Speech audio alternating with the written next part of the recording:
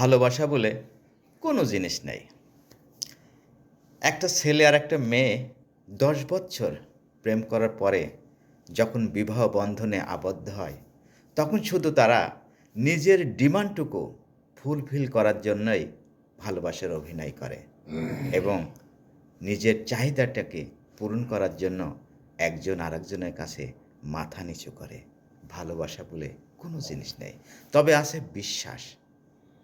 এমনও দেখা গেছে যে আমাদের সমাজে একজন আরেকজনের চাহিদা ফুলফিল করতে না পারায় তারা জঘন্য বিবাহ বিচ্ছেদের মতো ঘটনা ঘটে গেছে।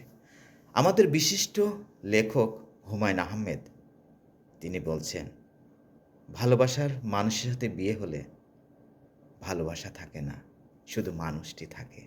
আর যদি বিয়ে না হয় তাহলে মানুষটি থাকে না, ভালোবাসা থাকে।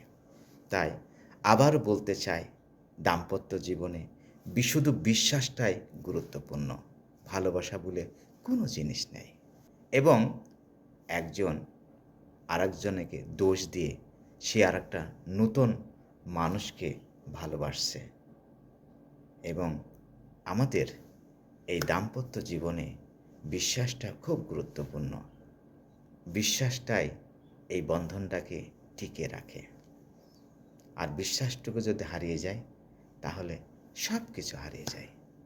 সবাই ভালো থাকবেন, সুস্থ থাকবেন, আমার জন্যে দোয়া করবেন।